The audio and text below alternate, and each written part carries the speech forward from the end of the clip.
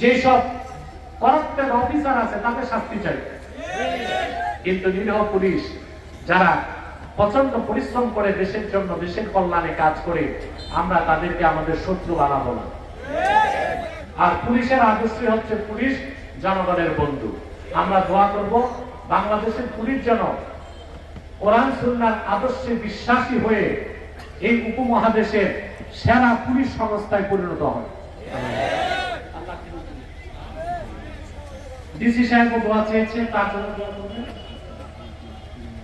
এবং সাইফুর রহমান সাহেবের ছেলে নাসির রহমান উনি এসেছিলেন, তার জন্য দোয়া করবেন।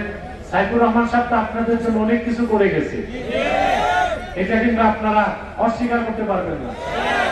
সাইফুর রহমান শুধু মৌলভীবাজার না, পুরা বিভাগটার জন্য কাজ করে গেছে। আমরা দোয়া করবো আল্লাহ সাইফুর রহমানকে মাফ করুন, আমিন।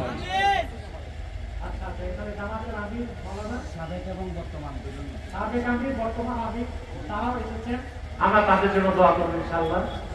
আরো যারা আমাদের এই তো মাশাআল্লাহ আলহামদুলিল্লাহ আমাদের সাবেক ভাইস চেয়ারম্যান আল্লাহ রহমান টিপু, তিনি উপস্থিত হয়েছেন, আলহামদুলিল্লাহ আলহামদুলিল্লাহ। তিনি আমাকে দাওয়াত দিয়েছিলেন, আমি দুঃখিত রাখতে পারি নাই, মহব্বত রাখেন। আলহামদুলিল্লাহ জনপুর থেকে বদরপুর, বদরপুর থেকে ফুলতলি, আমাদের মধ্যে কোনো আলহামদুলিল্লাহ সমস্যা নাই, আলহামদুলিল্লাহ।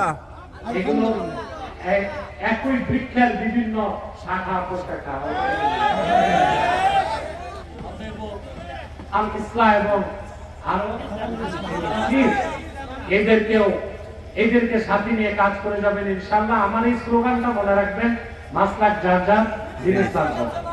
কমিতে যারা আছে ওরাও তো আমাদের ভাই, জনপুর, ফুরফুরা, ফুলতলি, বদরপুর, ওলামায়ে দেওবন্দ সবার গোড়া যে সৈয়দ আহমদ বেরেলভী। কিভাবে আলাদা করবেন, কি করে? মাসলাক ভিন্ন ভিন্ন, মাসলাক ভিন্ন ভিন্ন, তরিকা তাসাউফ তরিকতের তরিকা আসছে সে সৈয়দ আহমদ বেরেলভী রাহমাতুল্লাহ থেকে।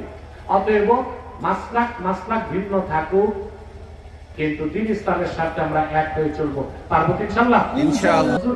আল্লাহুম্মা আমিন।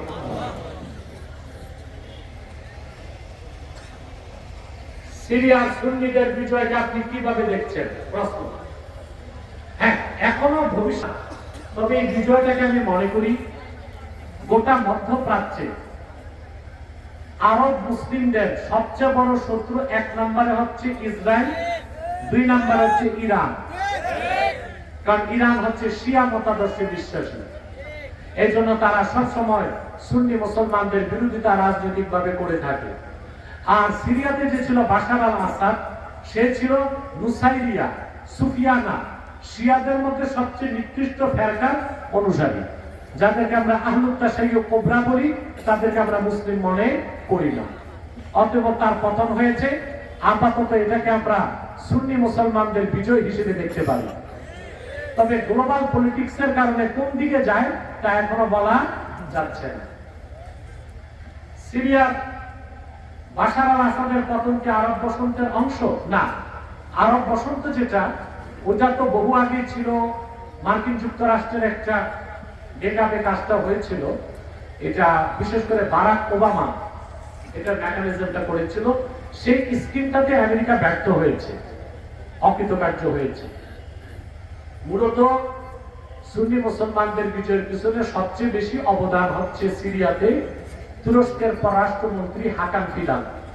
এই হাকান ফিদান তুরস্কের গোয়েন্দা সংস্থা MIT কে তিনি প্রতিষ্ঠিত করেছেন। হাকান ফিদান একজন খাঁটি ইমানদার এবং অত্যন্ত উচ্চ স্তরের পররাষ্ট্রনীতিবিদ, সাথে সাথে গোয়েন্দা বিদ্যাতেও তার PhD ডিগ্রি আছে। তিনি সহযোগিতা করেছেন আপনার ওই সুন্নি সংগঠনটাকে, মুজাহিদ সংগঠনকে। সিরিয়া যুদ্ধের মূল কারণ কি ছিল, এখন কি তা নিরসন হবে? দেখুন, সিরিয়া যুদ্ধের অন্যতম একটা কারণ ছিল মধ্যপ্রাচ্যে কর্তৃত্ব স্থাপন। সিরিয়ার সাথে সম্পর্ক রাশিয়ার। সিরিয়ার বাশার আল আসাদ শিয়া মতাদর্শে বিশ্বাসী, সুন্নিদের বিপক্ষে। দ্বিতীয়ত সে হচ্ছে সমাজবাদী বিশ্বাসী, অর্থাৎ কমিউনিজমটাকে সে পছন্দ করে, পুঁজিবাদের বিপক্ষে। তো পৃথিবীর সব জায়গায় পুঁজিবাদ, ক্যাপিটালিজম আর সোশ্যালিজম, কমিউনিজম, পুঁজিবাদ আর সমাজবাদের একটা দ্বন্দ্ব সবসময় ছিল, এখনো আছে, সেটা একটা কারণ। ইসরায়েল কেন সিরিয়ায় হামলা করছে? আরে ইসরায়েল নিজের জান বাঁচানোর জন্য করতেছে।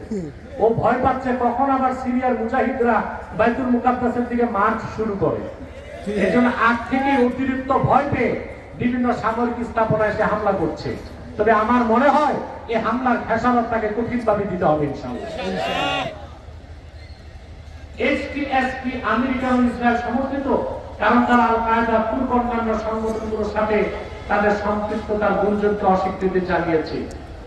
HTS হায়াত তাহরির শাম, এটা যে নেতা, তিনি আগে খতিব বাগদাদি যে ছিল, আবু বকর খতিব আল বাগদাদি, সে IS এর যে প্রতিষ্ঠাতা, তারা মূলত সবাই আল কায়েদার সাথেই ছিল।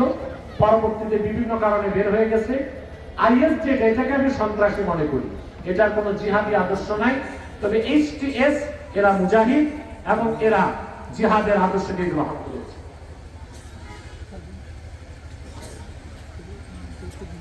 সিরিয়ায় কারাগার সম্পর্কে আমরা যা মিডিয়াতে দেখতে পাচ্ছি তার সত্যতা কতটুকু, আন্তর্জাতিক মিডিয়াগুলোতে যেহেতু আসতেছে আপনি বিশ্বাস করতে পারবেন। সিরিয়ায় সুন্নিদের বিজয়ে গাজওয়ায়ে হিন্দের আভাস পাওয়া যায় কিনা এই মুহূর্তে তা বলা যাচ্ছে না। তবে গাজওয়ায়ে হিন্দ যে হবে তাতে তো সন্দেহ নাই। আর গাজওয়ায়ে হিন্দের বাহিনী হিন্দুস্তান বিজয় করার পর তারাই ইমাম মাহদী যখন আত্মপ্রকাশ ঘটবে তার সৈন্যবাহিনীতে যোগ দিবে। অনেকে সিরিয়া সম্পর্কে আল্লাহ রাসূল সাল্লাল্লাহু আলাইহি ওয়াসাল্লামের হাদিস শরীফের কথা বলে থাকেন। দেখুন, আল্লাহ রাসূল সাল্লাল্লাহু আলাইহি ওয়াসাল্লামের অসংখ্য হাদিস আছে সিরিয়ার ব্যাপারে। এখন কোন হাদিসের ব্যাপারে